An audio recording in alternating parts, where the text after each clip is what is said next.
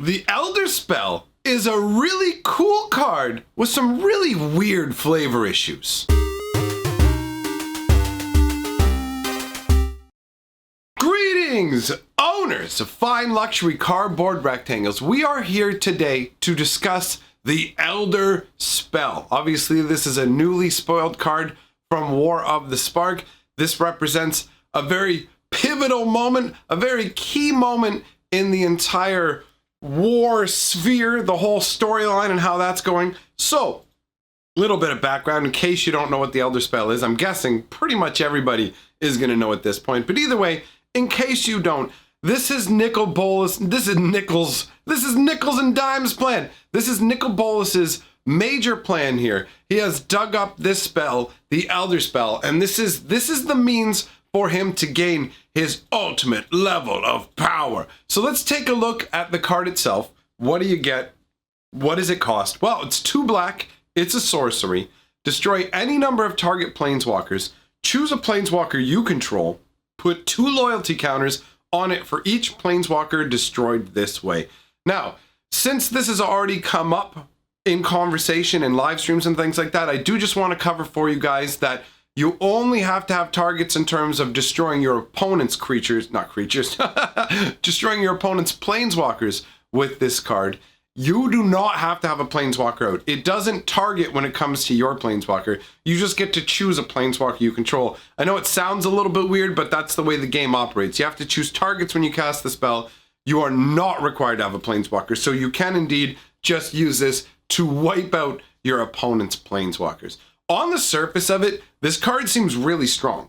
It's 2 black. There's no limit to the number of planeswalkers you can destroy at all. Now, the real question is, how much is that going to matter? How often are you going to get to use this to the full effect? Because to use it to full effect, you need to have a planeswalker of your own on the board, right? So you have to obviously have a planeswalker to get the loyalty counters. And then, ideally, you want your opponent to have multiple planeswalkers out. So that requires you having a planeswalker, them having 2.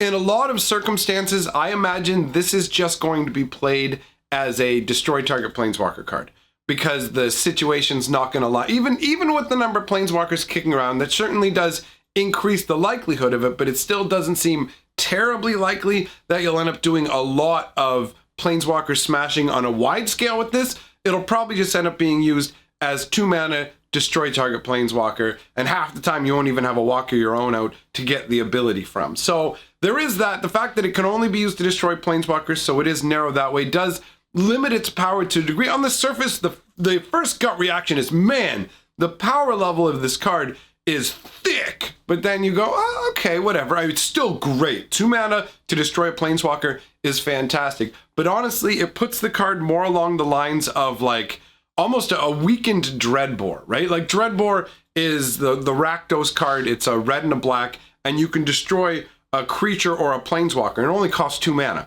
So, you know what I mean? Yes, obviously the Elder Spell, it does span up and destroy as many planeswalkers as you want and give you a boost. So it's not the exact same comparison, but I'm just saying 2 mana to destroy a planeswalker is strong. It's not unheard of already in Magic the Gathering. But the Elder Spell is, I keep wanting to say Elder Scroll. That's how I was talking about it earlier. Anyways, the Elder Spell is very flavorful, even if it is a bit confusing. First of all, the Elder Spell, it feels like it should be like legendary, right? It doesn't feel like something like I cast Elder Spells all the time. You know what? I'm gonna cast it now, and like 5 turns later, boom, Elder Spell again. Oh yeah, by the way, Elder Spell again, Elder Spell again. So it's when we look at the flavor that things start to get a little bit weird with the Elder Spell. Now, in terms of artwork, it's glorious, honestly. The colors on it, this card is absolutely beautiful. And what's being depicted here are multiple Eternals harvesting sparks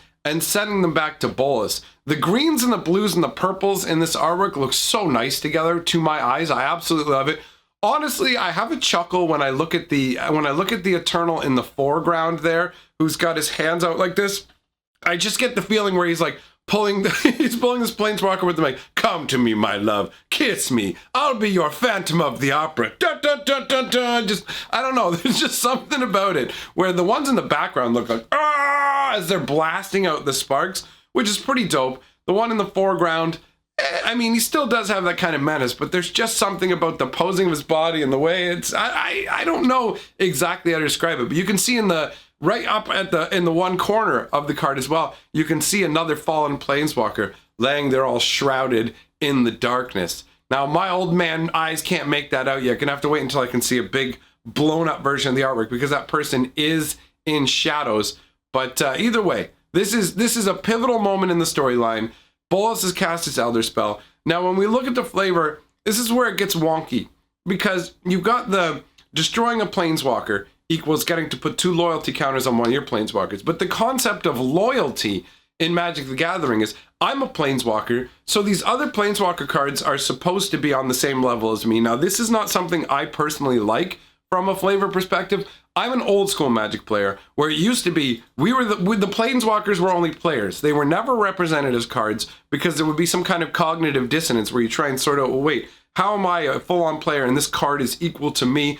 And so to try and mitigate that, they're saying, oh, look, these other cards, that's not the full power of the planeswalker. The loyalty counters, it's like that planeswalker is your friend or owes you a favor, and the loyalty counters indicate how much they're going to help you. And so, like, that's just really like, okay, the higher their loyalty goes, the more willing they are to use more of their power to aid you. That's why you've got to build up their loyalty. If you want to use like an ultimate, you'll let them do the things that they like to do. That's how it's always come across. So you have this scenario where the Elder Spell destroys other planeswalkers and just makes another planeswalker like you more. Now, the flavor where it combines with the actual Nicol Bolas card, that's fun. Don't get me wrong.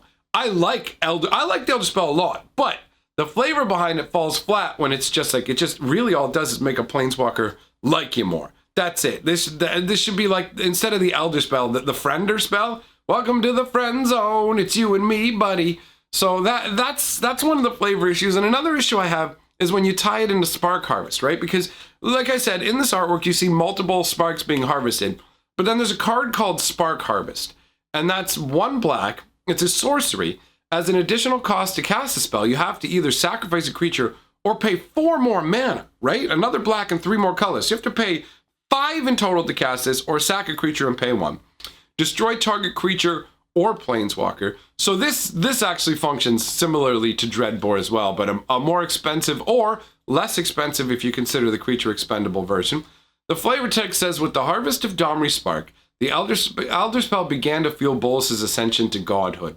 I take issue with the way they use God all over through this when he's got zombie gods serving him and he's already more powerful than gods, but he wants to become a god. It's a weak shorthand, but that's neither here nor there. What I really want to focus on is you take a look at the Spark Harvest. You can see this eternal harvesting Domri's Spark, and yet for 2 mana with the Elder Spell, you can harvest everybody's sparks.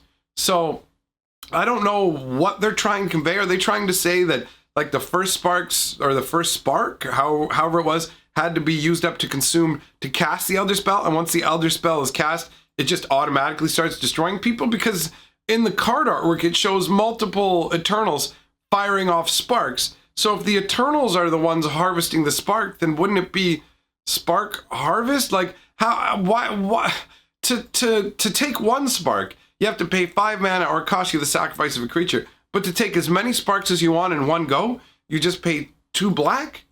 That's where the flavor falls flat. And that's the issue that I have with the card. Honestly, love the artwork, the power level of the card, beautiful. I'm glad to see that they've included things to take care of a number of planeswalkers being on the board, because that's obviously going to be an issue with War of the Spark. We're going to be seeing a ton of planeswalkers.